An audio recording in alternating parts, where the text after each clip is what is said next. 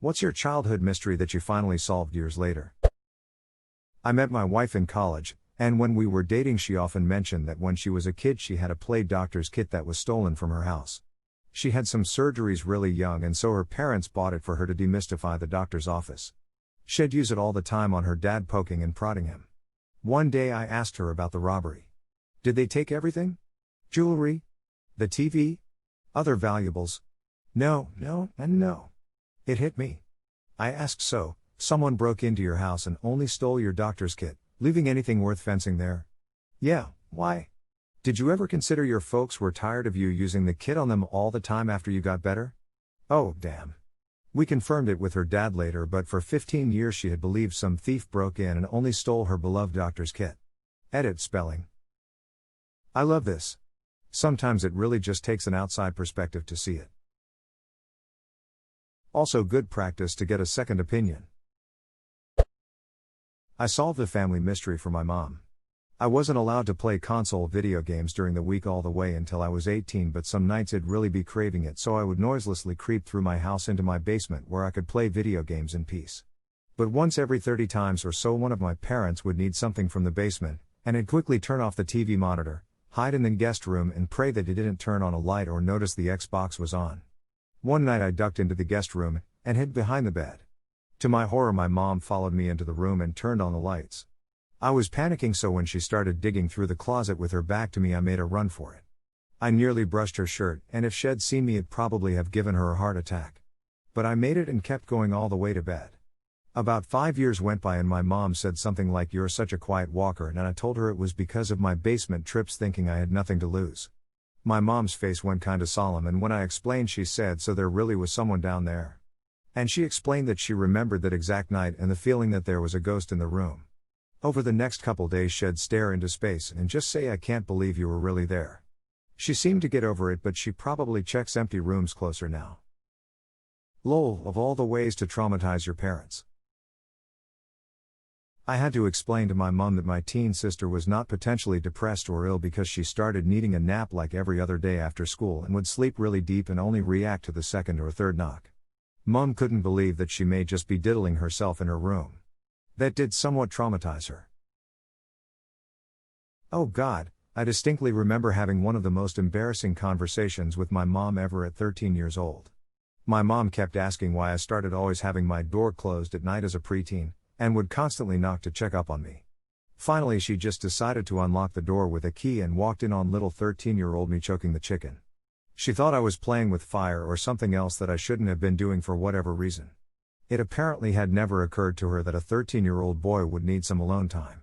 We were both pretty damn embarrassed.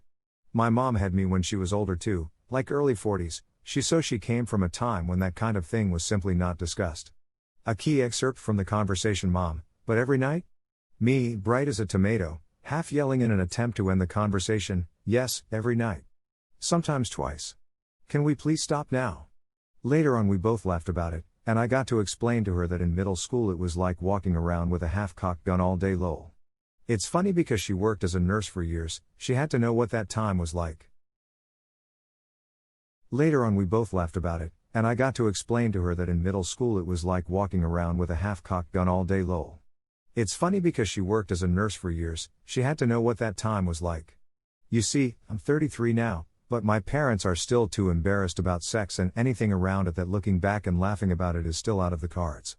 Edit, came back from an extended walk to 7K upvotes, WTF, as I've seen a few guys comment along the lines of religion is a curse. Religion isn't really the issue, never was, they were just brought up in different times. Their parents couldn't talk about it, and they themselves couldn't. Like I said, they never forbade sex at all, we were free to do as we liked. No issues having girls guys over and sleeping with them, no wait till marriage yada yada, we're German, no one, not even the Catholics, preaches that here. They are just unable to talk about sex with their kids, us, and let everything work out without their active input. One evening when camping, my brother caught a fish that we decided to keep alive in the cooler for some reason. Well, the next morning we ran out to see the fish and it had grown like 5 inches. We were so excited and didn't know how the fish grew that much overnight. Last year we brought it up and my dad said that he had got up that morning and seen the fish being taken by a raccoon and that he spent the next hour or so frantically fishing for another one. He said he caught the new fish, the first one he was able to catch, just a few minutes before we got up. I had never questioned that the fish growing that much as I grew up, but after hearing what really happened I did feel like we probably should have wondered about that more. I have a similar story. When we were young we got a pair of kittens, a black one, mine, and a gray one, my brother's. They got some vaccines and some day later we wake up the gray kitten had grow. Wow, cool. Why didn't my black kitten grow too? Strange but whatever. Stopped questioning it. Turns out, gray kitten randomly passed away one night. So my mom sent my dad out to get a new gray kitten so us kids wouldn't be sad. All he could find was a slightly older and bigger gray kitten.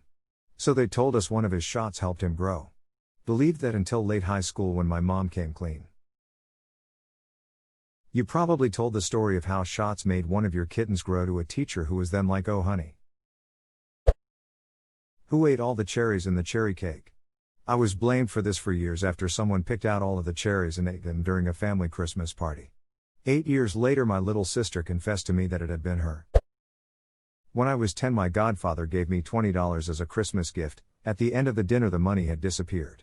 For years my parents blamed me for being irresponsible with my money. Years later we figured out, after she was caught stealing stuff from my aunt's house, that my cousin's fiancé at the time is a kleptomaniac. Turns out she was the one that stole the money. My uncle stole my Christmas scratch cards I won like $10 off of and never admitted it. Such a dick thing to do to a kid. I visited my dad when I was 6 or 7 years old at the place where he worked, or so I was told. I remember remarking at the time, and people laughed at me, because I said it looked just like a prison. The people laughing were the guards and I was indeed visiting my dad at Terminal Island Federal Correctional Institution where he was a federal inmate. I remember having to visit my father in prison. It's weird shit for a young kid, the lie probably did you some favors.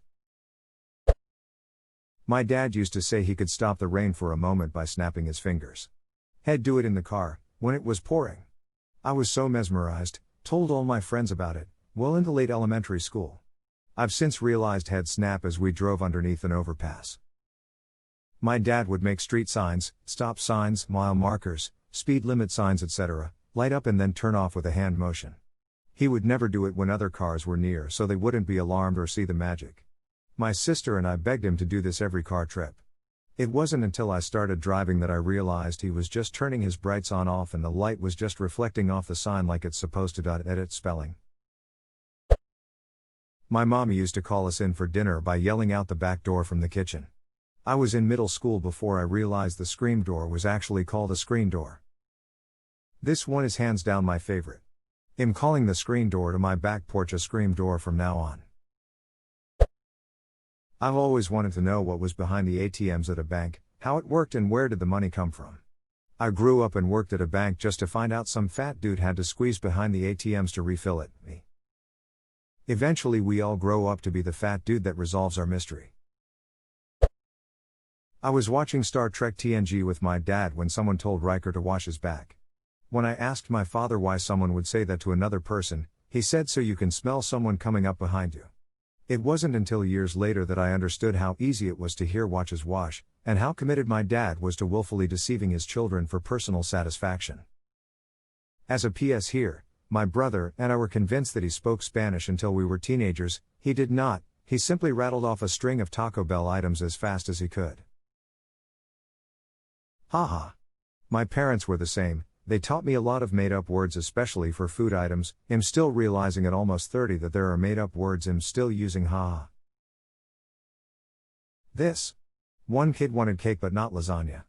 I was babysitting him. It was for dinner. So I told him he got a special cake. He got to eat noodle cake lasagna. His mom checked and I told her the little lie. She laughed. She picks him up. He goes, I ate cake for dinner. I like noodle cake, it's been 2 years. No one's told him. I love parents that allow you to be the coolest babysitter. I had a set of parents that told their kid that they had a strict bedtime of 8 p.m., however they allowed me to let her stay up until 8:30. I had an arrangement with my favorite kids that I babysat most weekends. They could stay up until we saw their parents' headlights. It was a long driveway out in the country, as long as they behaved, and pretended they were asleep. They'd hang out with me and stay up late to watch Saturday Night Live. I'm sure the parents probably knew, but couldn't have minded too much, since I was there most Saturdays. They were the cool parents.